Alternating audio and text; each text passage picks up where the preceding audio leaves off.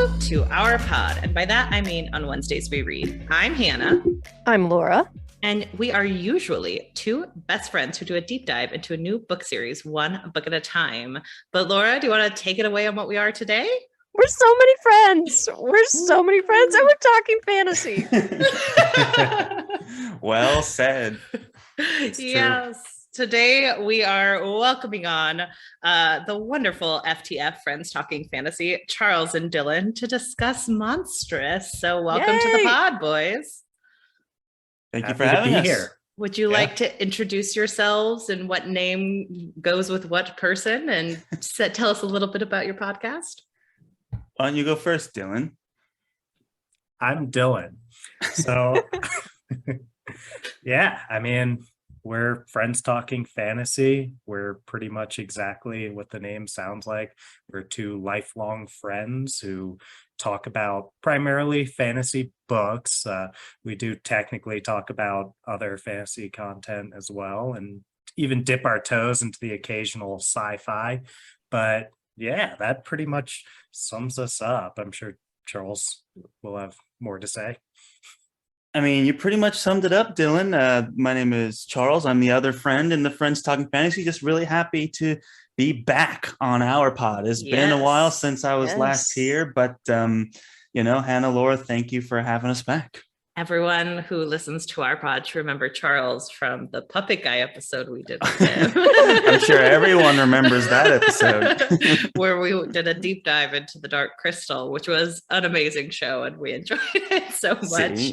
And we Dylan won't be talking puppets today, but we can maybe start it off with Please no puppets. Or something like that. There's a reason I wasn't at the last one. Laura, we were recently on a podcast where she was like, oh yeah, recently I covered Muppet Treasure Island, and I've never seen Laura's face light up so quickly because she loves the Muppets a lot. I love the Muppets. There you go. So this is Dylan's debut on our pod, but I am returning, and I'm super excited to get into this. Yeah, I know it should be exciting. So Laura, would you like to take it away on the discussion? Sure. Yeah. So Hannah put me in charge this week. Scary. Everyone be afraid. But I guess it's fitting since we're covering a horror fantasy graphic novel series that I would be in charge of that. Right? No. Hannah was cowering under her sheets as she read this book every single page. It was just so scary. No, my threshold for horror is very low. You are correct. Okay, so Monstress, just a little background. It is an epic horror fantasy graphic novel series by Marjorie Liu and Sana Takeda. Marjorie Liu is an American author and poet. She previously worked as a lawyer, Hannah Connection. She has also done work some of her other work includes the Hunter's Kiss and Tiger Eye series, and she's created X-Men comics for Marvel. And she has received tons of awards for Monstress and a lot of nominations. Sana Takeda is a Japanese illustrator and artist. She used to work for a gaming company, Sega, and then she started freelance work at age 25. And she's also done work for Marvel Comics. So currently at the time of this recording, there are 6 volumes that have been released. And there's soon to be a 7th volume, The Devourer, that's going to be coming out on September 13th. So today we're just going to specifically talk about Volume 1, Awakening, and that collects issues 1 through 18.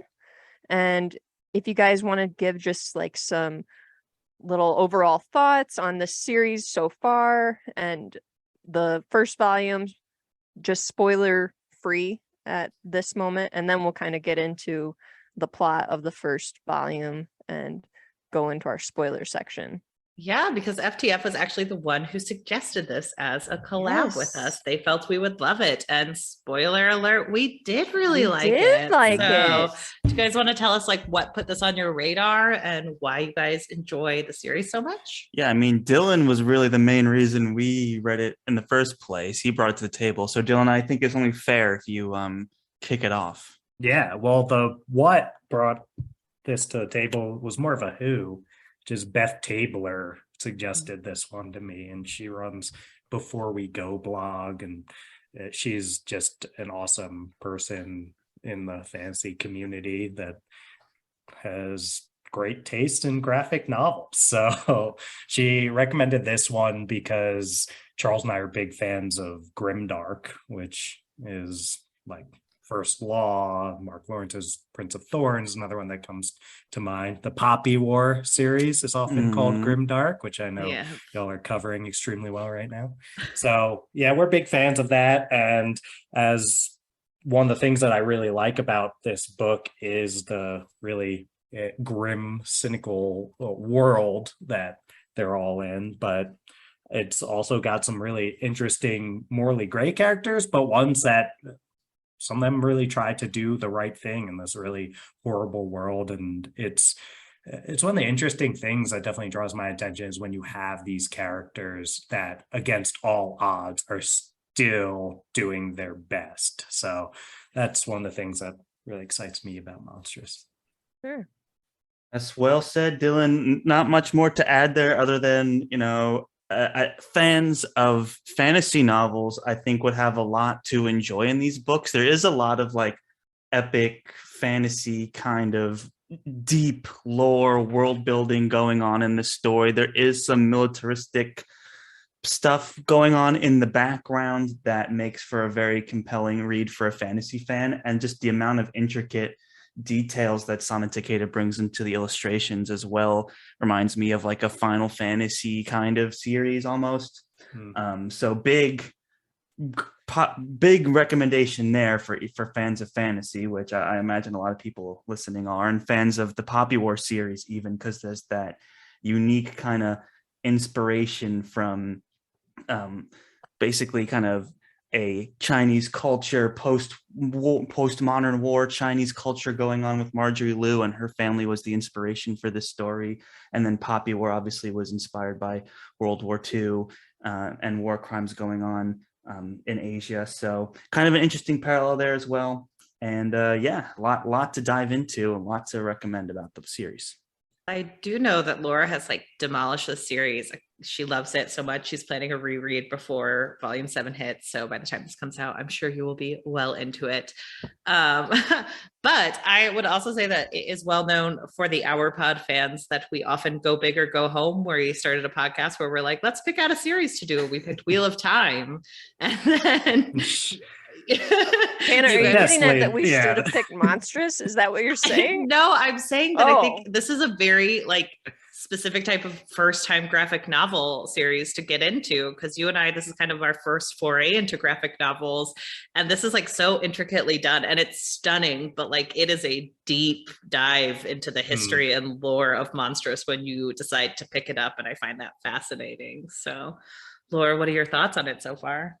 I mean, first intro to graphic novels. This is the first graphic novel that I ever read, actually. And wow. I was nervous because the first page you open it up, there's a naked woman, and I was like, I'm going to hate this. She texted me, what did you agree to? I'm not sure I'm going to like this. But I was pleasantly surprised. I really like that it's a matriarchal society, a true matriarchal society. And another thing that I really like is the disabled characters in the story and how there's so much representation. And our main character, this is a slight spoiler, but our main character, Micah, she has a limb difference, and she is still just total badass and does so many cool things. So I think that's really great representation for the disabled community. Awesome. Yeah, that's well said. The matriarchal society bit was a kind of a surprising, like, impactful thing for me about the story. It like stands out in some way, that just the way that there are men in this world. It's not like a story like Why the Last Man, where there's literally only one dude left in the whole world. It's like, no, it's matriarchal in the, like, from a society structural level, and that's a really interesting world to kind of read about and live in, and seen done so naturally and honestly and subtly too. Yes, it's good. Right. Right. Yeah, something that you'll see in a lot of older fantasy like Wheel of Time is just all of the nameless characters. Every soldier, every extra is a man, right? And something that I really appreciate, like Charles mentioned, that is some of how they pull off this matriarchal feminist society is, I don't know if it's a feminist society, but feminist work that pictures a matriarchal society is just lots of the community that you're running into, they just happen to be women. The prison guard just happens to be a woman, and that's not some huge thing where she has to overcome all this stuff. Like, you don't know what's going on around that, but she just is a woman populating the world. And it's unbelievable how much of fantasy in the past has just not had those kind of characters, let alone the fact that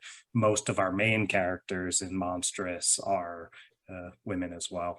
Fundamental interesting notion that like women just exist in the world. right Revolutionary. Yeah. I didn't realize how disparaging it was until you see it on the other side. You're like, oh wow. Wheel of Time, for example, has a lot of just side characters that are men. You don't think about it until you see the reverse. I mean, then it's a glaring issue with Wheel of Time that who saves the world? A man in a feminist society. Wheel of Time also does the interesting thing, and not to make this Wheel of Time, this is about Monstress, but they're like, yes, it's definitely matriarchal, but all the precepts are definitely what you would find in a patriarchal society. I think this has interesting dynamics and interesting discussions of what happens when there are matriarchal societies and the different political machinations that are going along on every level. For sure. All right. Does anybody have anything else they want to add to our spoiler-free section? Or guys, people should read this book. Laura loves Monstress. I love Monstress. She loves Monstress so much. And when she loves something this much, I just think everyone should read it because... And you know what? They're really quick reads. I finished them in an evening. Like, no problem to read a volume in an evening. And they're really good for slump busting. So if anybody's looking for something like that. But honestly, like if someone wants a very specific vibe of a graphic novel where it's beautiful, the illustrations are amazing, the storytelling is really interesting because it feels like everything's very layered. And as someone who I have learned that my brain doesn't absorb graphic novels as well as some people, so I often forget what's happening from one graphic novel to the next. I honestly don't mind with Monstress because it really pops you into like the scene that you're supposed to be in each of the novels. So I think even if you have a little bit of time between the graphic novels, you're going to be good. You're going to enjoy the ride because it's pretty wild. And as FTF put it, it is a very grim, dark novel. So like expect some darker elements to it on the page. But that kind of makes it more interesting in my book, just like seeing what each of the characters do from volume to volume. I would say too, if you're nervous about the content and everything, I'm going to go over some content warnings before we get into a spoiler section. But listed online are a lot of content warnings for the volumes, and it's also recommended for ages 15 up, which I think is probably appropriate. Really great series, really great. Everybody should pre-order now. OWWR.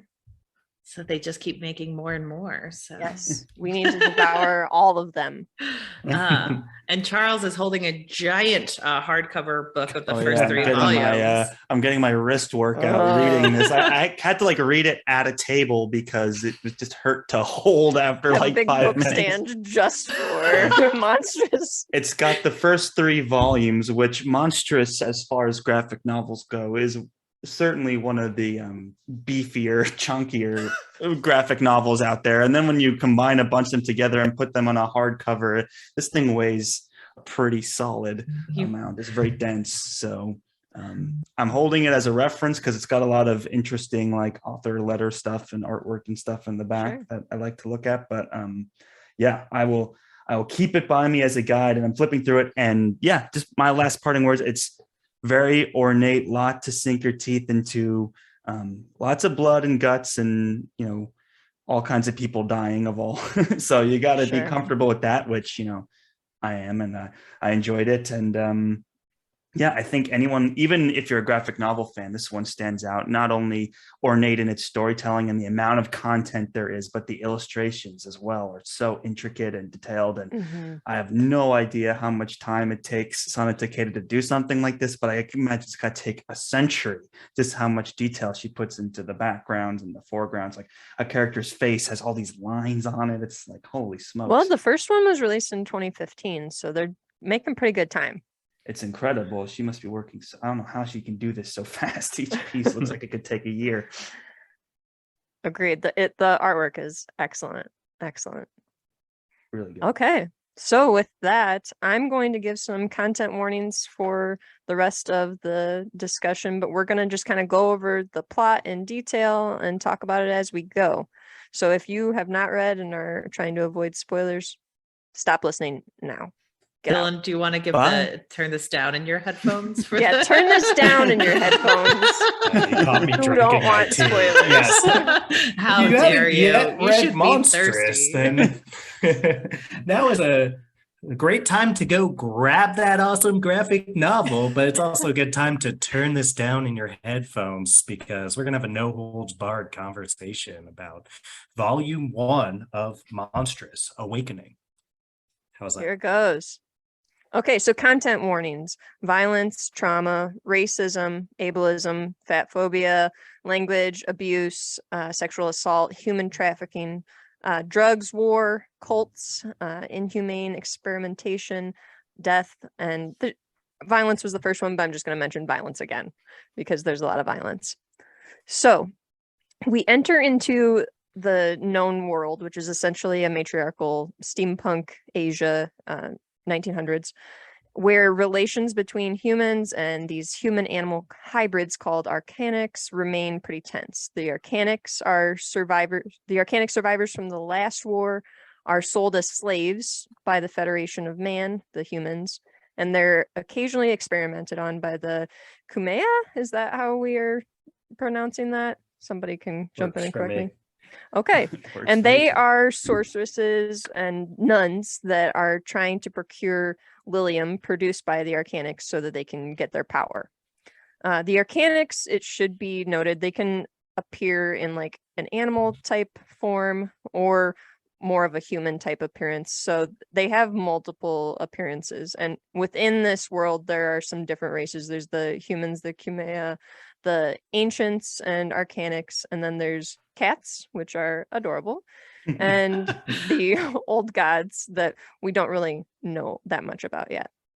So when we jump into this volume, we meet Micah Half-Wolf. She is a young arcanic woman who's being sold as a slave and taken by the Kumeya to the city of Zamora. And Micah has a limb difference and is missing part of her left arm. Once they arrive at Zamora, Micah is taken into a Kumeyan building and introduced to Sophia and Atina, who acknowledge the symbol on Micah's chest as a mark of the Monstra, the demon monsters that seem to not be well understood but are connected to the arcanic population through possibly religion. Micah is also the person Laura saw naked on the first page and had issues She was the one being sold into slavery and was naked on the first page, which was, I thought, a bad omen for me. But the hair tastefully covers it's perfect covering. Like, right. It's as starting with a naked woman goes, or a naked teenager, as it goes, it's pretty tasteful. I That's guess. like every 16-year-old high schooler's like excuse for why they're drawing in their notebook, but the hair is tastefully covering it. Right. Excuses. Hashtag artwork. God. Yeah, this series is quite provocative in a lot of ways, and there's a lot of cleavage, a lot of boobs, and even in its violence too. It's everywhere. Sure. It permeates through the whole thing. Yeah, we'll get there. Sophia and Atina are arguing about whether monstra are real, and Sophia claims to have seen one recently at a battle at Constantine, and Atina's like, no, that was a bomb.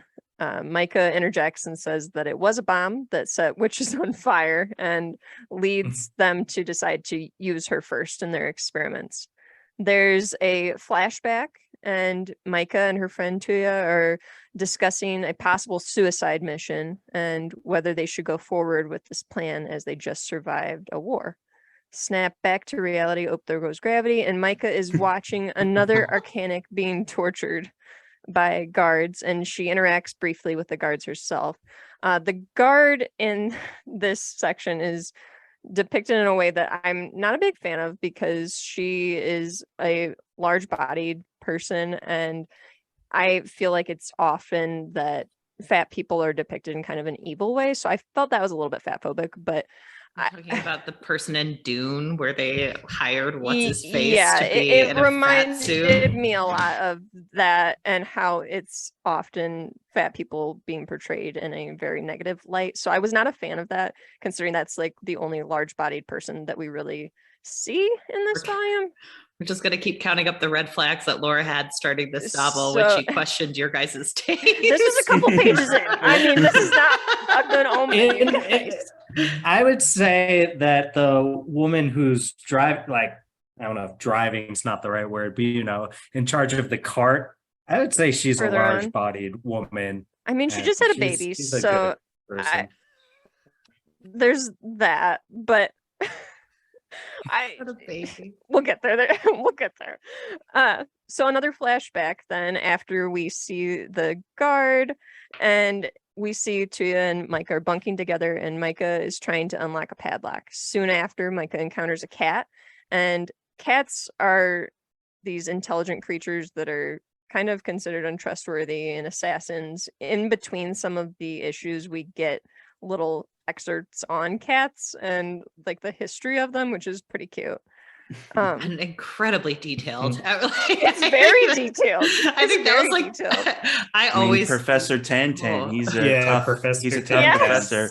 With his is he the one who has many tails on his back, or I can't remember. Yeah, a lot of them have a lot of tails. Yeah, that's fair. That's fair. He has, right. I think 4 maybe. He has a lot. I'm looking for him now. Yeah, he has 4.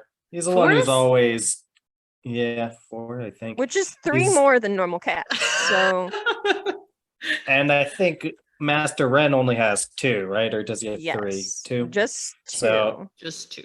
Yeah. So Tam. It seems like the tails are some sort of status or power symbol, but yeah, Tam is always around giving lectures. Because there's a moment where they're after Micah and they have to hide, and then Master Wren is instructed to hide one of his tails. So I guess the regular just meow cats have one tail, and then the ones that are more like Meowth in Pokemon and can actually fully talk, they're necromancers and all these other things. Necromancers, apparently. Right, Necro. But yeah, and we don't really see what that means at all in volume 1. So yeah, good setup to keep you guys just wanting to read the next volume. Exactly. There's a lot that does that. Like, there's a lot of little hints about what goes on in the next stuff. You can tell they must have outlined this pretty seriously, pretty far in advance. And I honestly only read to figure out what was happening with the cats, nothing else. That's a take. So in this flashback, Micah threatens to set to his eagle after the cat, and then she goes off alone, and she has some inner thoughts about hunger that she's felt as a slave, and then the hunger that she feels now. And then a group of, I guess, hyena appearing creatures come upon Micah, and she ends up slaying them and eating them. So back in the prison, Micah and a fellow prisoner we learn is named Kippa, a Fox Arcanic witness. Another prisoner commits suicide. Kippa is taken from the cell, and Micah stands up for her and is stunned by the guard with a bolt of electricity, it seems. It's like a taser, kind of. Yeah. I don't really understand some of the technology. It's a little advanced, but I don't know for sure what it is. Micah responds by breaking the doors off the cell and slamming the bars into the guard who is torturing them and killing her, and ends up releasing all of the prisoners. So Most of the prisoners flee and they just kind of leave Micah lying there on the ground, but Kippa remains. Micah ends up getting up and descending upon Atina and Sophia, who are performing some pretty disgusting experiments on Arcanics in their lab. Micah fights with Sophia and ends up burning her pretty badly with a blowtorch and then stabbing her. She also stabs Atina, and Micah then discovers that Kippa had been following her this whole time, and she's like, hey, carry those weapons off that person for me. And so they kind of take off together. I also want it known that like Micah's entire energy is usually just exactly how Laura described it. Like, hey, grab those weapons off there for me. Yeah. It's very like you picture her being very monotone and just like, pick those up. Let's go. That's at least how I picture her. Oh, yeah. So then we cut over to a Kuang lady, Yvette, who is Sophia's mother, and she's briefed on what happened in the lab in prison by a guard, and then she subsequently just kills the guard for telling her that, I guess. And then Micah enters, and she and Yvette talk, and Yvette says she could never forget her or her mother. There's a flashback. We see Micah and Tuya. Micah's recovering from her fight with the hyenas wolves from the night before, and Tuya is talking, and you can see just this big demon or monster that's like walking near them. And then when they return to camp, they discover that the lock that Micah was previously trying to open has been destroyed. Back in reality, there goes gravity. Micah is antagonized by Yvette, who claims to have been looking for her and mentions her mother, Mariko, half-wolf. She also mentions that Micah may be hungry, and Micah learns from Yvette that she and her mother were colleagues of some sort and searching for the tomb of a shaman empress, which is the most powerful arcanic ever. Yvette claims that they found something and that Mariko may have given a piece of it to Micah. Micah accuses Yvette of killing and betraying her mother, and then Yvette shows Micah and Kippa a hidden room that will supposedly answer some questions. And then this room contains a young prisoner in a cage, and this distracts Micah for long enough for Yvette to let out this like purple deterrent that's made of this lilium so she can attack her, but Micah's not affected by this deterrent and manages to still attack Yvette, and Yvette claims that Micah has a piece of this mask that she's looking for. Micah, Kippa, and the prisoner end up fleeing, but first Micah removes a piece of the mask from a safe in the room, and she also takes a picture of herself that she had seen in the room. While they're on the run, Micah collapses, and a voice inside of her claims that it needs her because it's hungry, and a cat watches Micah from a tree in the distance. Then we cut over to Mother Superior and her coven, and they are commanding some of the sorceresses that I mentioned earlier, and they are investigating the massacre that just happened at Zamora. And they end up actually staging the scene to make it look as if some of the bodies had been eaten, and that's kind of twisted. But the only survivors from the event were Sophia and Atina, who revealed that Lady Yvette is dead and that the mask's whereabouts are unknown. Mother Superior takes Lilium from the lab and injects it into Yvette, which reanimates her into this like vicious attacking state of being. Flashback to 2 weeks ago, Tuya and Micah are at a wrestling match, and Micah challenges and wins a match, which makes Tuya angry. They go to sleep, and Micah says she will leave at dawn. Back in reality, Micah, Kippa, and the cat Ren are in the back of a wagon. Ren and Micah speak in Hannic about, I don't know how to say that word, Hannic, I'm assuming, about the mask and how Micah is able to handle it, even though she's arcanic and most arcanics are not able to do so. Ren convinces Micah to change plans and let him accompany her after he presents her with a necklace from Tuya. They continue to travel on the wagon in the truce territory, and we learn that Kippa is fearful of Micah because when she had collapsed previously, she ended up eating the prisoner boy that had escaped from them with them from the Kuang. And it's also revealed that Mother Superior and her coven are tracking Micah. Do you know how badly I want to make a Mother Superior jump the gun joke like throughout all of this every time you say her name? I don't know what her real name is. It's just mentioned once that her name is Mother Superior, so I just ran with it. You have there goes gravity, Eminem and twice. then Mother Superior drops the gun, and nobody's jumping in, so I just keep going.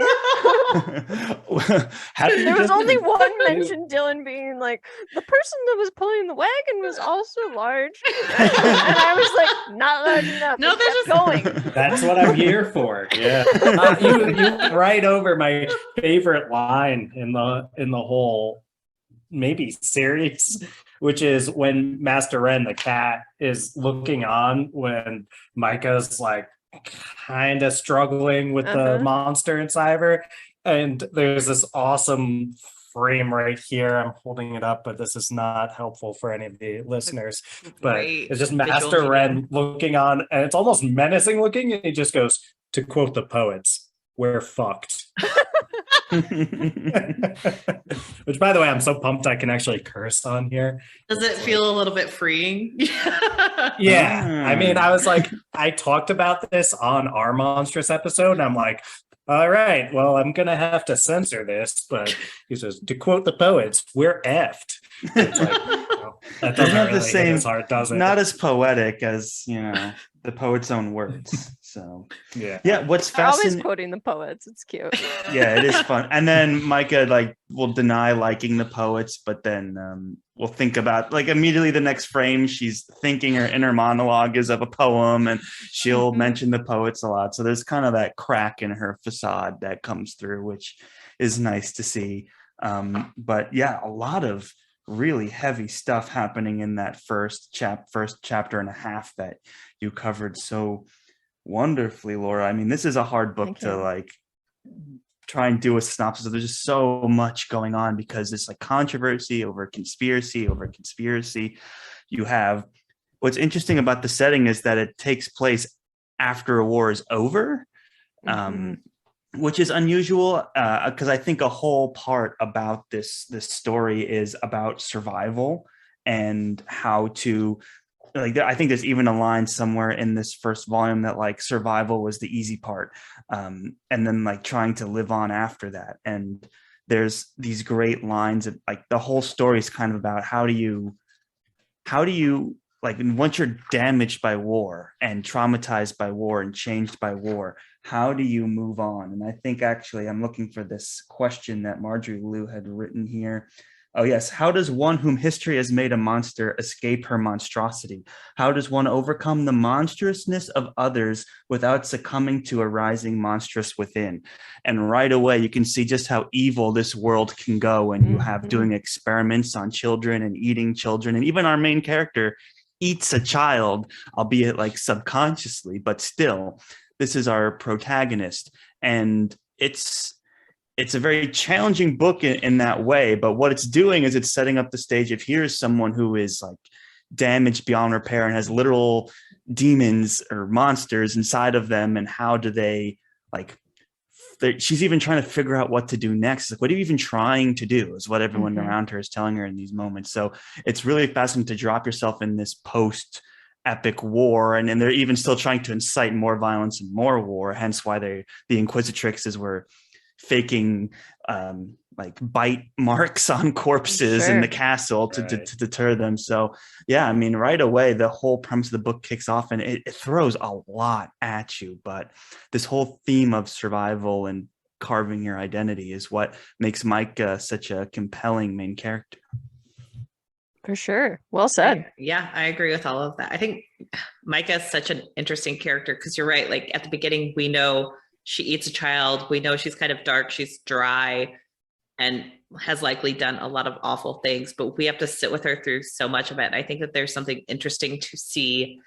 I think that sometimes that's the most compelling story, where you have to sit with someone who's done awful things and still resonate with them on some level, and what that means for how we often judge people in society who have done awful things during a war or after war. And Laura and I have done deep dives on this as we go through the Poppy War series, and you guys are right. The themes of both kind of overlap really well. So yeah, and something about Micah makes it where there's no point when I'm reading this volume where I stop rooting for Micah, it's extremely impressive when an author, or in this case, author and illustrator, are able to make you someone who's empathizing and rooting for a person who killed a child. And yes, it was while she was unconscious, but she's also says like she's done stuff like this before, and she knows that she's putting herself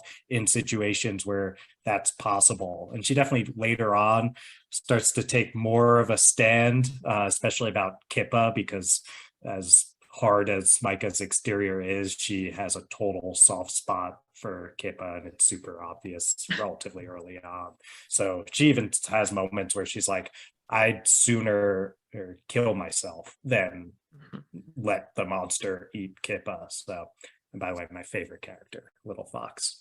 Same. So it's hard not to love Kippa. And she's adorable too. So sweet. She just wants everything. She's just so like taking she's on so the polite. world. She's so polite. Like, excuse me, sir. Excuse me, miss. Like, miss, you really shouldn't be eating people. Yeah. I know. How polite of her to say that. The She could have gentlest been just like, hey, quit doing that. Or like, I don't want to be here anymore. I'm not going to speak to you. I'm just here Right. for my own safety. But she's like, no, excuse me, miss, please just don't. Like, it's not good. Right.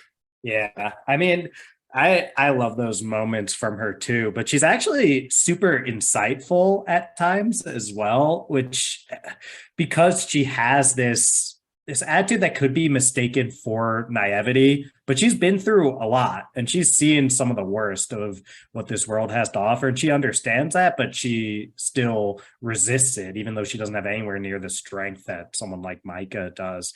And she has, I think, one of the most poignant lines. This comes later, so sorry to skip ahead, but on the Kippa subject, she is talking to Master Ren when Ren's like betrayed Micah, and she's trying to get them to go back and help her. And she says, "Don't be like the witches, Master Ren. They call us monsters because it makes it easier to hurt us, but monsters are people too."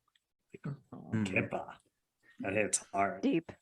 And Kippa's not afraid to throw down too when she has to. She's got like those like vines of thorns that she uses. Awesome. Yeah, she's not afraid to face down like these magic wielding, axe throwing guys, and she is brave in that respect. The other thing I like about her, and this is the advantage of when you're reading a graphic novel that you don't get with a normal work of fiction, is that you get to see how Little Fox Kippa is depicted. Sana Takeda, like we've said, very ornate, very intricate illustrations and lots of dark color palettes, blacks, browns, grays. But when Little Fox is in the picture, it's almost like very anime style, very smooth, clean lines, a lot less detail and brighter colors. And it's like an orange color for Kippa's fur. And then she's wearing a bright blue shirt. So she kind of sticks out on the page. She's that glimmer of hope that our main character Micah just refuses to let harm come to, let go. Or I don't even think she can leave Little Fox. I think she needs Little Fox as much as Little Fox needs her, which is what makes them a great duo. Well, that's the whole thing. Like, Micah has so many feelings underneath the surface, but like Little Fox is someone who feels everything on the surface. Like every time she sees something she doesn't like, she tears up.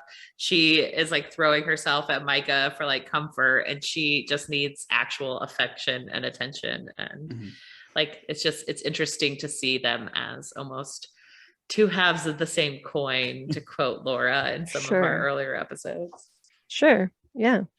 Micah's definitely the person that needs Kippa the most, and Kippa stays with her and is so loyal to her and so sweet.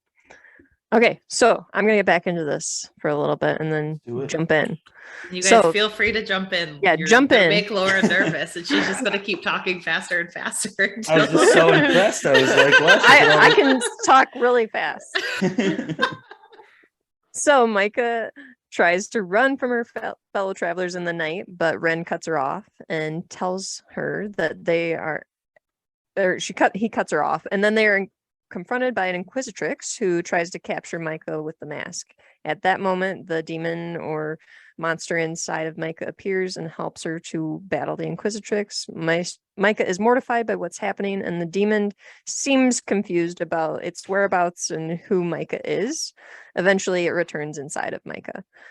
A change Yvette is beautiful drawing when the monster first comes out. Like, it's amazing. I couldn't believe it. I was shocked.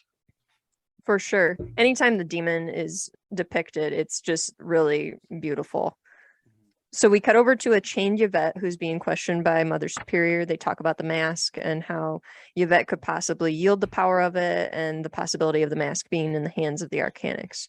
Back to Ren and Micah, they return to camp and they fight with soldiers who are questioning the woman who is driving the wagon, Amelia, and they're threatening her baby. In the chaos, Kippa gets this badass whip that Charles mentioned earlier, has thorns all over it, and then a really brutal thing happens. Micah rips the horn off of a unicorn. Oh my gosh, that's a really graphic scene. Is fighting with that. So you see this unicorn with a horn ripped off of it. And this is a really rough scene and pretty violent. And there's a lot of complications with this scene too, because right before that, they were literally about to bayonet a newborn baby. And you could tell one of the guards had some serious reservations about it, and you were almost kind of like rooting for that guard, and then they all just get murdered. So it's like a very like a lot of emotions being tossed around, things happening very fast. But the unicorn horn through the throat was a nice touch. Mm-hmm. Well, nice touch or very brutal. I mean, I don't think it felt like why a not nice both? I love that moment. I think it's really interesting, at least from the perspective of a fantasy fan and someone who's read a lot of these like high fantasy, epic fantasy books, where it's a rare combination where you have a book that's willing to have unicorns, but is also willing to have the kind of character and protagonist who will tear the horn off of a unicorn to use it as a spear. So it's a moment not like anything that I've ever seen before or read. And it's definitely memorable. To me, it encapsulates a lot of what makes Monstress different and unique. Is the amalgamation of that high fantasy element of the unicorn combined with the grimdark style use of the unicorn horn to kill people. So and the violence and just Marjorie Liu and Sana Takeda's willingness to go that far is also very Monstress. So it's emblematic of the series for me. I always think of that moment. I like that though, because I feel like there's a lot of fiction out there recently that kind of gets into the messiness. Like, I feel like for a long time, fiction or fantasy novels, like the main character couldn't scramble a few eggs during like a war. They always had to have this like utmost, like, you know, with great power comes great responsibility moment. But I do think fiction's allowing its main characters to get a little bit messier nowadays, where it's like, no, sometimes you have to rip out a unicorn's horn and throttle someone with it, because that's just, if you're trying to survive, if survival is the most important thing, you just have to do what you have to do. For sure. So in all this chaos, Micah gets knocked out. She's unconscious. And while she's unconscious, she finds herself in this huge room with these pillars and all these art and symbols all over the walls. And this is kind of like what Charles was talking about earlier with, or maybe it was Dylan talking about with Kippa, that the colors are so bright surrounding Kippa. Well, I feel like whenever we're inside of Rin and the demon or monster's mind, that we see all these bright and peaceful images. And so that's kind of what we're seeing here. So while she's in this room, she encounters her mother, who tells her to never forget this name. And she encounters the demon, who's like, what are you doing here? I'm totally shocked that she's even there. So when she wakes up, she finds herself and Kippa have been captured by soldiers at the camp, but they end up escaping and stealing a unicorn. Micah and Kippa, they kind of have a little talk about the demons and religion and whether the demons see them, to which Micah says the dead don't see. When they're in Arcanic territory, Oh, go ahead. Yeah, I was just saying that this whole subplot going on, or I guess it's at this point like a major driving force, is you have Micah trying to trace her heritage, I guess, and this connection with her mother, because in the beginning she was interrogating, I guess, her mother's partner or girlfriend or stepmom, or it's hard to tell what exactly the relationship was, but they're in like a family photo and they're all together, and kills her, and then she gets reanimated with Lilium later. So that character's still in play, but there's this whole thing of like she's struggling with her relationship with her mother, and then the demon is also there, and there's some sort of bloodline thing that they're talking about, and the fact that she's more than just this like simple, I forget the name of this, she's not just arcanic, there's something else going on because she's able to resist the Lilium. So all these mysteries are being woven in, and they're couched kind of in family, and I have a feeling that Micah's relationship with her mother seems to be a very complicated one, and the way people talk about her mother is almost like this legendary status, and some people talk like she's like super evil. So there's conspiracies going on here that are hard to unpack, but it's definitely a very powerful first volume, or I guess it's the first volume, not the first issue, where they're planning all that out, and it's kind of the main thing Micah's doing right now. She's like, well, I guess I'm gonna go and look for something that might give me more information about my mom. Like, it's a really weak instigation for a quest, but she's got a picture and she's gonna see what she can do, and that's kind of how that chapter ends. So it's an interesting relationship. Not quite sure how it plays out from this point, but it's that epic quest, that epic fantasy nature where it's like, this probably won't be solved for a very long time. And spoiler, it's not. So we're back in Arcanic territory, and there's an Arcanic council, I guess, that's kind of being held, and the Queen of the Wolves is there, and she's speculating on the situation at Zamora, and she's saying, it's going to be an excuse for the Kumeya to re-enter into a war, and they're worrying kind of about the possibility of more Lilium being acquired by the Kumeya, and they are talking about the ancients and their immortality, mortality, the battle at Constantine, and the weapon that was previously mentioned. And then Aaliyah is warned to not trust the Wolf Queen by another, I can't remember if this was a cat or not. And it's revealed that she is the sister of Moriko, Micah's mother. And then Aaliyah is shown some Arcanic children who are being held for questioning. Was it the Monkey King? It was maybe the Monkey was. King. Yep. Yeah. Okay. Also, the Queen of the Wolves is like one of my favorite drawn characters. Like, she just looks cool.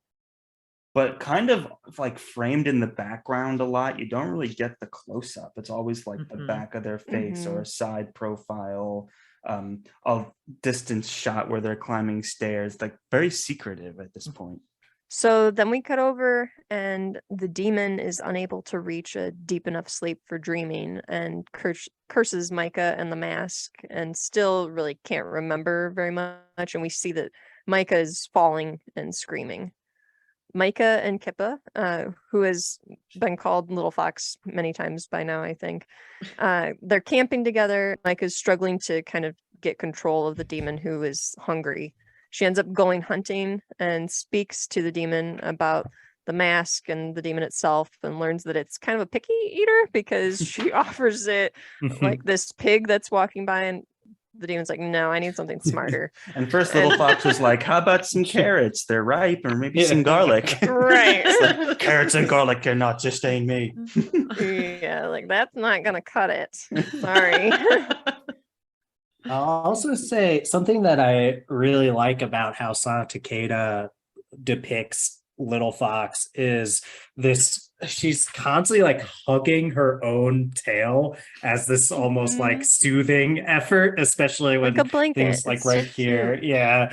where the monster comes out and she just instantly goes to hugging her own tail. It's just super cute, and it's the kind of thing that just gives us that extra bit of flavor that you can't get from just a regular non-graphic novel, where it's it would be annoying. It would be like a Robert Jordan style Hugging her thing. braid. It was just Pulling. constant, oh my like, gosh. and then little Stop Fox hugging your like tail. cuddled her, hugged her own tail, and it'd be like, oh my god, like he's doing it again. Right. But when you just have drawings where she's doing it all the time, it doesn't have anything like that issue. Trying to think of synonyms to hugged, because you said cuddled, and that was a very Cuddled? specific image She that I is didn't need, but like I just Cuddling her own Cuddling? tail? I feel I like think that's her that's what she's what doing. it is. I think it's but Yeah. if it's written on I the think it's page, more I than- don't think I would like that. Like I don't think I would like Oh, reading you're cuddle your saying- own tail. Like Mm. it is better to see the image on a page than to read it. Right. It's kind of, it puts some weird pictures in your head if you're not actually seeing it, I guess. But Sure. it's it's the magic of the graphic novel format. And not the magic of me talking on a podcast and just saying cuddling your tail, because that has the Cuddling same your own I mean, I problems got the same effect just Alright. hearing you talk about it as seeing it. as- Have you ever looked Thank you, into Laura. narrating graphic novels? Because Laura thinks you have a future in it. There's a future for you No. there. No one wants my nasally voice covering anything. I don't know why anyone even listens to our podcast. Because it's a good podcast. So, anyways, the meal ends up being some Federation soldiers. Then we have a flashback that reveals that Micah was a prisoner at a war camp with other children, and that's where she met Tuya. Back in reality, oh, there goes gravity. Ren reunites with Micah and Kippa and has brought Sir Corvin, a watchman of the Dusk Court. There's a Dawn Court and a Dusk Court in the Arcanics. And Corvin reveals that he knows who Micah is and that the Dusk Court is relying on her for their success. Corvin convinces Micah to head north because the Kumean soldiers are in the south and are looking for her. The demon then is like, hey, don't trust Corvin. He's a child of an ancient and he's got a lot of power, but they still kind of end up going with him and moving forward because what are their choices at this point? Atina is spreading lies to the Arcanics about the Arcanics to the Federation. She finds Sophia removing her bandages in their chambers, and they speak of how Mother Superior wants to start a war and how they are confused that the resurrection formula worked on She's gonna the event. jump the gun. I did it. I finally got the joke in. Gonna jump the gun. Laura, you're doing my boy Professor Tam Tam dirty here. You're not giving him any. Here's my thing. I Any found none love. of that important. If I had to detail all of that, we would be here for hours. Laura is like, I am not scene setting the historical context of The Cat. intricate historical Here's the political thing. machinations of this world are very important. Thank you very The much. history of cats is a whole other podcast episode. Memories of the We'll have to do another moon. collab just on cats. So the Tam Tam stuff, it does speak to how dense these graphic novels Oh, for are and how sure. much world building there is. I will say something that I enjoy about this book is the world building. Sometimes I do feel like it's a little too much. And I do actually, every time I come to a Tam Tam thing, I'm like, oh no. Like, it's I just so thought you were much going to say, but reading. the cats are my favorite. I was like, really? You don't draw the line at the cats? No. Kippa is my favorite. Okay. And I mean, I like the cats that are actually in the story. I Yeah, like yeah, Master yeah. Ren. I honestly- Master Ren's funny. I do not retain enough about Professor Tam Tam's lectures. Like it's always one of those moments where I'm like, I think I'm gonna zone out for a little Just bit. I do it You would can't. not do It's like, oh, well that's in cute one. Professor It's got Tam Tam's 5 class. tails. Dylan, I did not do well in law school, so I would not do well in Professor Tam Tam's history of cats. Hey, you're a Give him lawyer. I mean, The you did well whole rate enough. my professor thing, Professor Tam Tam would get low on the. I just went to a scale. school. I just went to a school where the professors had to fill out paperwork to give you less than a B. And so as long as you took an exam and a professor didn't want to do the extra paperwork, you were fine. Nice. That's pretty cool. That's Yeah, what I'm talking that's a good. That's a good policy. I know. Until one of our constitutional law professors filled out a lot of paperwork to give a lot of people C's. So I actually earned a B in that class. Well, yeah, when you mess with constitutional law professors, they're not afraid of a little paperwork. They sound like they could be a bit of a stickler. I was going to make a lawyer joke that no one would have found funny. So we can move on. What about all your lawyer audience? They deserve it. They know. They know. Okay. All right. So back on a blimp somehow. This is some kind of cutaway of sorts. Atina is shown reuniting with her brother.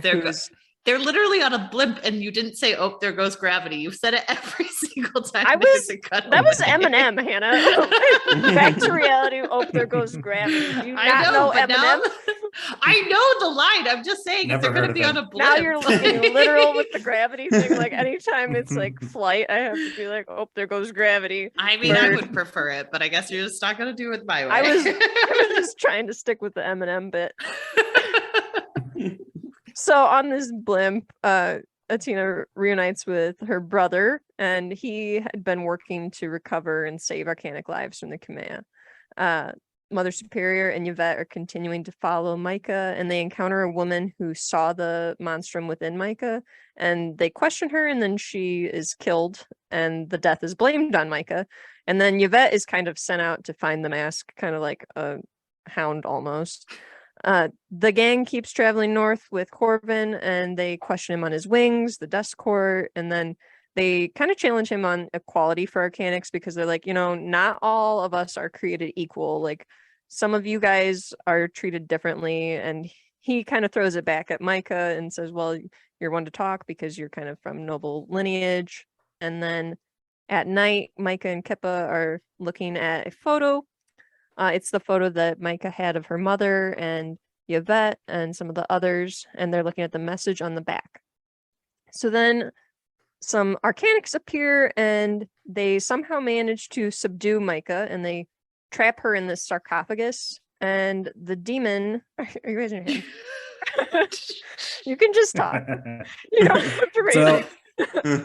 Sorry, I'm in Professor Tam Tam mode. I'm still thinking about the lectures. Just jump in, interrupt that moment where she gets betrayed by the guy from the Dust Court. It was Corvin. Yeah, like Corvin. Yeah. So that moment, it is such an interesting picture. I know this might not translate super well to the podcast format, but presumably if you're listening to spoiler filled episode, then you have access to this picture in some way.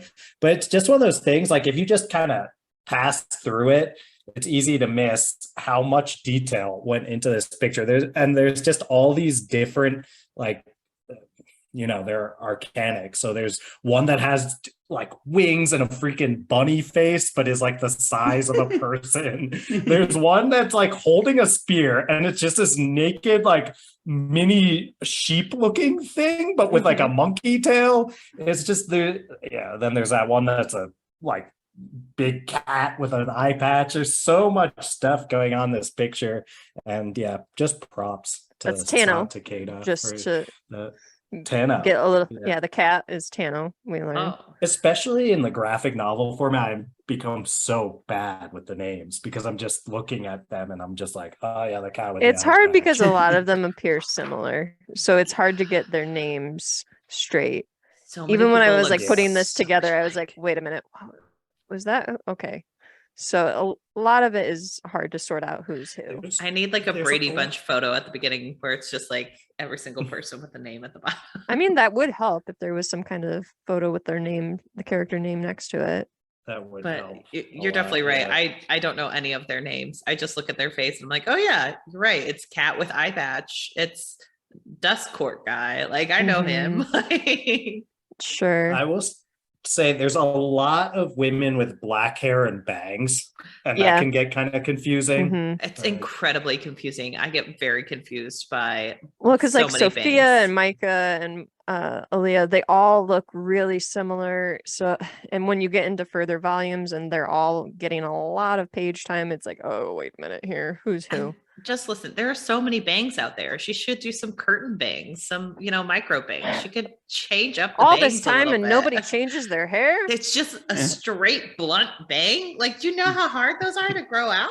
And very difficult in war times. Exactly. It just, gosh, that just seems difficult like hair really to manage. grimy. Like, I'm reading a book where she talks about how frizzy her bangs get. Come on. So I don't know how to get back into this, Anna. I can reflect a little bit on that. It's hard. Remember this when I'm doing plot episodes, Laura. I generally just don't say too much and just let you just go. I don't know. I seem to remember a podcast where you said, and one more thing about fruit. So. Were we that far into the plot, though? Maybe not. You've had plenty of time to mention fruit and missed the opportunity. So the demon. I will say though, really quickly before I did one more thing about fruit. No, forget fruit. The end of chapter 5. This image Dylan's describing. It's important to remember that there's these arcanic half breeds. They're considered to be their own race. But for those of you that have been sitting in Professor Tamtam's lecture, you'll know that some will argue against defining arcanics as their own race because they're merely the hybrids of humans and ancients. And we've seen this play out in our own society before, where you start to mix different cultures and they kind of get ostracized. So just something to think about when you see these groups of they're almost completely intermixed with all different kinds of ancients and humans, that it's a diverse array. And are they their own species? Something worth thinking about? Are they their own identity, or are we just thinking that so we can treat them as subhuman? So one of the things I'm thinking about as we go into chapter 6, right, Laura? I was going to say that Charles is really impressive because every single one of us made fun of the Tam Tam lectures, and you came through with a very good point that was very astute. Well, something to be learned from his lectures. I'm definitely going to edit out the part where about 2 minutes ago I said those Tam Tam lectures are probably useless and I didn't care to include them. No. Keep it in. I enjoyed this part. History has not been kind to me. So we find that Corvin decides to take Kippa and Ren back to the keep after learning that Kippa has seen the monster within Micah. The Kumeya continue to search for the piece of the mask and also Micah. A battle ends up ensuing between the Arcanics, which is led by Tano, the little cat with the eye patch. And they're the ones that captured Micah, and they're fighting with Mother Superior's coven. So the demon Zin, we don't know his name yet, but that's his name, spoiler. He's walking through Micah's memories with her, and he makes this hilarious comment about your life is boring. I could just fall asleep because these memories are just ridiculously boring.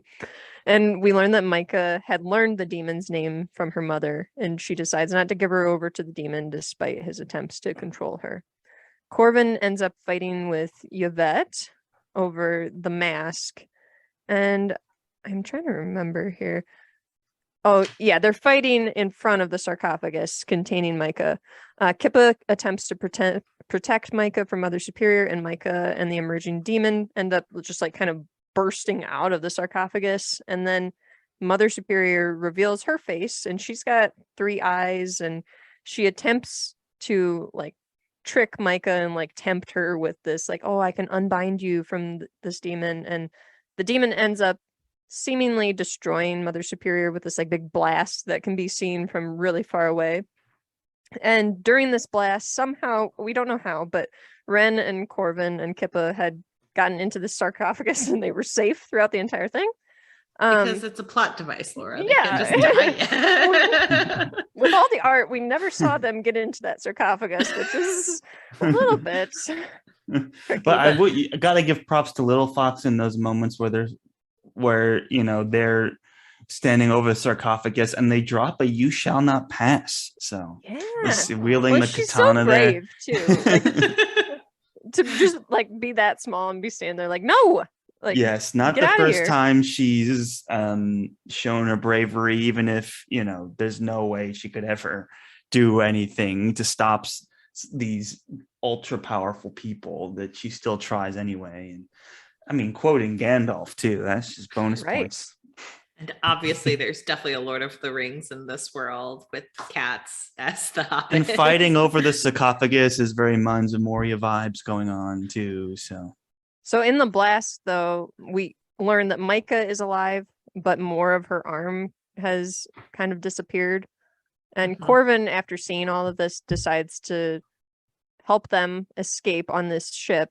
And he warns that the Dust Court also wants to use Micah. And it's revealed that Mother Superior and Yvette, they are still alive. So somehow Mother Superior survived that blast as well. And they're still seeking the mask. And so Laura, then it's called a plot device. They can't be dead yet because then right, there's a lot more volumes to get through. Yeah. But as the ship's kind of sailing off into the sky, they're wondering where they're going to go next. And the people wondering are Tano the cat and Corvin and this Baroness that we hadn't seen her face previously, but in the last scene we're given this look at the Baroness, and it's Tuya, who says that she knows all of the places that Micah would run to. So dun, dun. That concludes volume 1. Good job, Laura. You did your first plot. I'm 4 so pages. 4 pages. Very well done, Laura. It's not an easy one to dive into for a summary. It's difficult to summarize a graphic novel, honestly. It's really difficult. This one in particular. Yeah. Dense. I started trying to do it and I was like, I'll just type a paragraph. And then I was like, I have a page. And then I texted Hannah. I was like, I got quite a bit here. So maybe I'll just run with it. Welcome to my world as I scan the pages of the Poppy War thinking, oh, it's an hour before we record. I can get through an entire part and I can't. Like, can do anything. So what did everyone think of volume 1? I like volume 1. It's good setup. It has like, I feel like it's always still shrouded in mystery when you reread volume 1. Like it's just a lot of question marks. And I remember being very confused by it. It wasn't like, because you get to see it on the page, they let the images kind of speak for themselves and they don't over explain it. But sometimes if you're not explaining enough, I don't know what's happening. But I actually like that because it just took me on the journey with it and let me just see what was going on. Sure. Yeah, I think it's a really good intro to the series, and it definitely leaves you wanting to know what's going to happen, which is what you want the first volume to do. So props to them for that, for sure. For sure. Yeah, they do a great job of telling a complete story in this volume while also leaving so many hooks hanging out for future stuff that, I mean, I don't want to speak to how long it takes or anything like that. I mean, I've read, I think I'm fully caught up in preparation for that 7th one, and it's hard to remember everything. This was definitely a helpful reread if I'm going to catch up in time for the 7th one to come out again, because there's so much stuff. And I mean, if you're a big fan of world building, then this is going to really hit that spot for you. And the world building is really strong. It's one of the, I'm not the biggest fan of world building usually, but it's one of those rare books that gets me really intrigued by everything that's going on in here. So it's it's great. There are times where it does feel like a little too much. There's a quote in one of the later volumes. I won't spoil anything, but it's go ahead and spoil. That's fine. Great quote. No, if you can figure out anything about what's going on based on this quote, you deserve a medal or something. But the quote is from Master Ren, and it is possible to drown in information and die for lack of wisdom. And sometimes when I'm reading these books, I'm reading the Professor Tam Tam lectures, I do feel like I'm drowning in information and going to die for lack of wisdom, because I hardly know what's actually happening at times. But in each individual scene, they do a great job of giving you what you need to understand. So it's a balance. It takes a keen eye to follow everything, though. That's why you have a podcast with Charles, because Charles could read all that and be like, here was the information you guys all needed from the professor that none of you recognize. You guys thought that was not good information? Oh yeah. I mean, I could go into a whole thing on Lilium from Professor Tam Tam's lecture, but I'll spare us all the details. But it is important to know how that taser works. The tasers.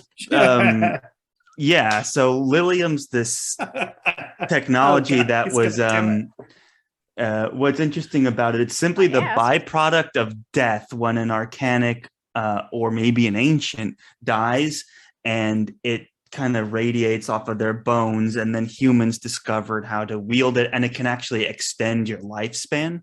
And this is why you see it actually bringing humans back to life, and why some humans may be way older than they may seem, and why also they may subjugate arcanics and do experiments on them as a way to extend life. Not too dissimilar from the dark crystal, which also has a mysterious purple substance used to derive longevity from a subclass. So yeah. Charles, you and I should have both went.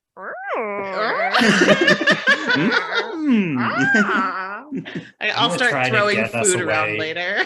From dark crystal and back. And it was also Monstress. purple, just for the record. Yeah. Charles, can we have you come on next time and bring a PowerPoint with you describing the world building that none of us are picking I mean, up they're all on? right here from Professor Tam Tam. You don't need me. Sometimes I don't want to read about it. I want a PowerPoint on it. Well, I feel pretty stupid for just kind of cutting those out of the whole discussion. No. It only speaks to, there's a lot of information. That was one paragraph of an entire page worth of information. Yeah. It only answers every single question you've had about volume 1. It's right. Fine. I will say, in that same lecture, I do remember a little bit here. So there's a thing where the ancients have been losing their power. I remember this. Over time.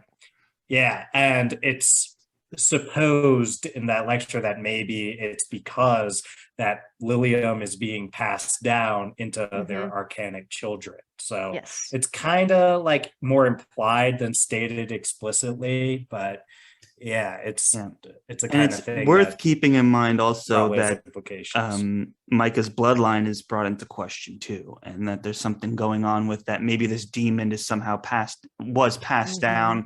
It's like, oh, this is the first in the bloodline that I'm able to like do something about. Right. The demon itself mentions like your ancestors weren't like this. You're stronger than them, and So there's some shenanigans going on. Another great hook that they leave hanging is the monster being like, well, it's okay if you die because there's someone else who has your bloodline still alive. And it's like, and she's like, wait, what? And then it just like keeps rolling. So it's like these kind of things. Don't worry about it. If you can't find anything that you're interested in learning more about it out of this first volume, then that's pretty shocking. I mean, in the series, it's clearly not for you, but there's so many mysteries to unravel in future volumes.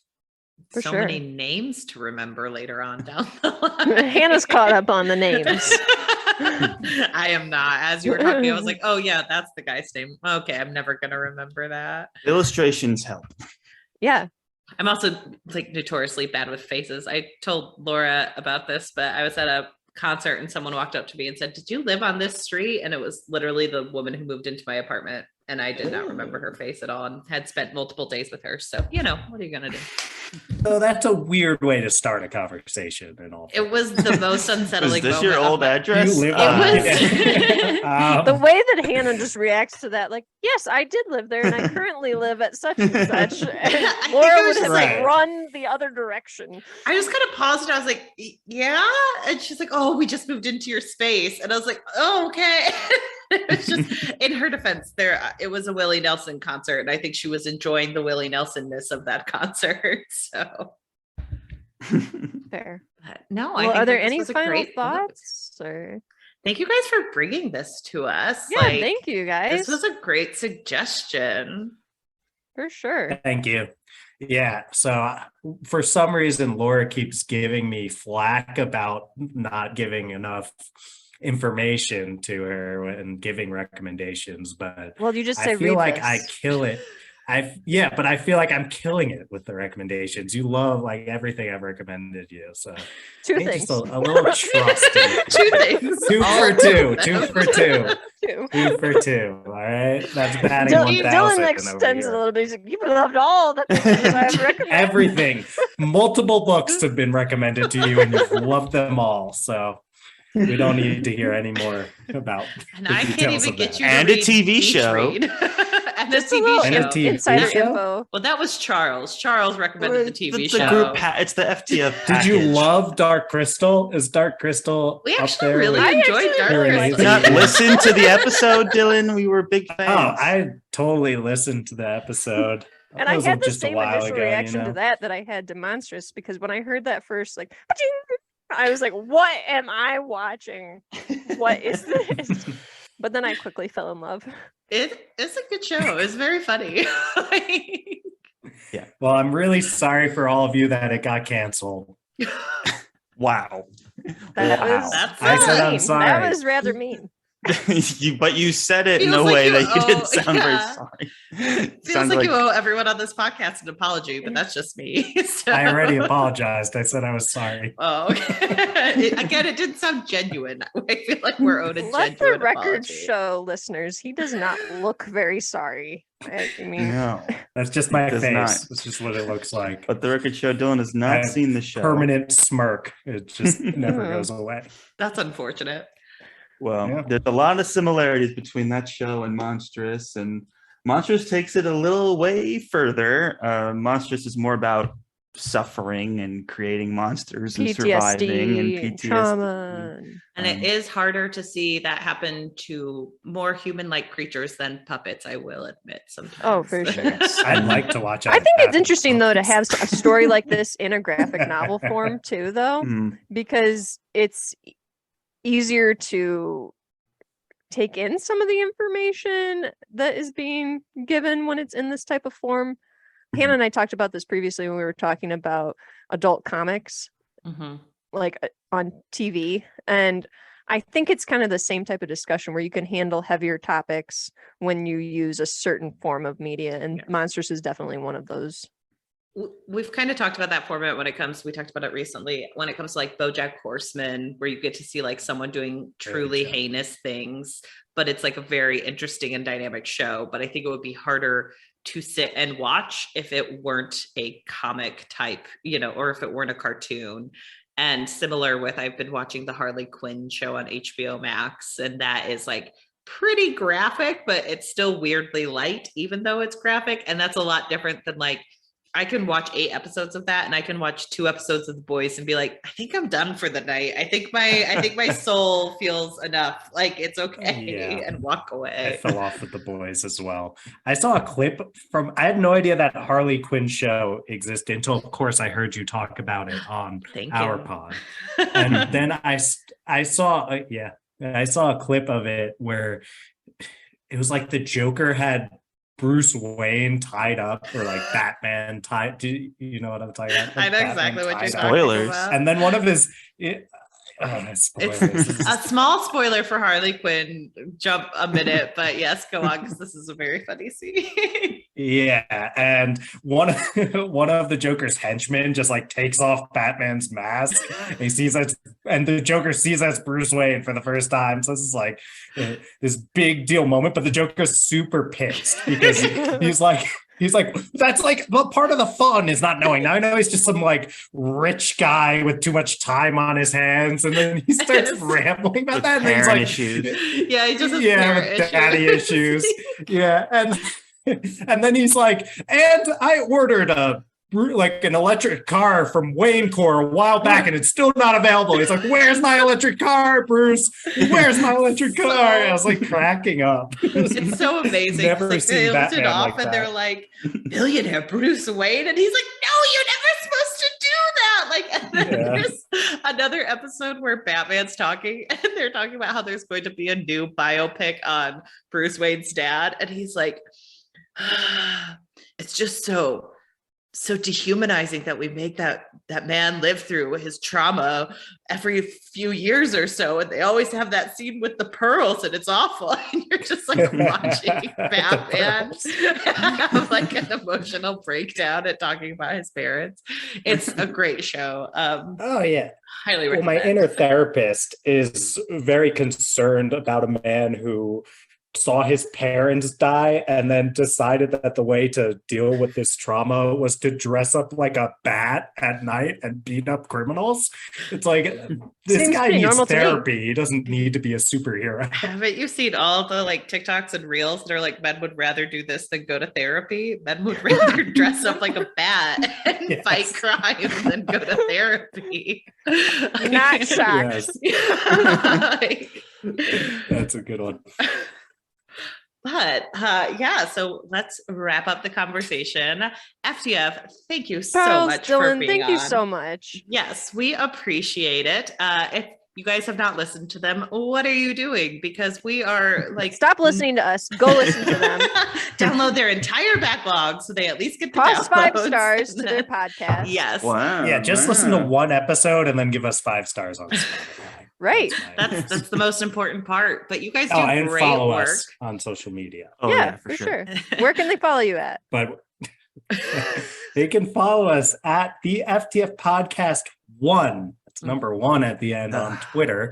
And just we couldn't get at the It is what it is. Podcast. It is So what it there's is. another one? It's like, There is. oh, well, they're, I believe, default. Sorry if you're listening, true FTF podcast people. But Have you guys yeah, not it's reached like- out to be like, can we have that handle, please? I mean, it's worth considering, but now we have like a bazillion episodes where at the end we say follow us at the FTF Podcast 1, and all that would just be, they'd be following some imposter. who'd All take that our Charles old would have to account. do is just go back and edit all the episodes. Yeah, it's just Yeah. 180 That's episodes. fine. Or you something could just like make that. the FTF podcast 1 like Charles's handle, and he could. Now we're talking. Yeah, at Charles MC. And we'd much sooner make it a second handle for me. So it's You just And need keep my another old one. handle. He only Yeah. has like 4 Twitter accounts. What's 5? no comment. So Instagram at the FTF Podcast. My personal account at Dylan R. Marshall.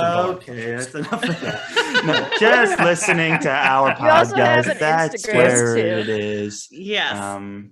Yeah. No, you guys And definitely do We should great get Charles's work. personal email as well.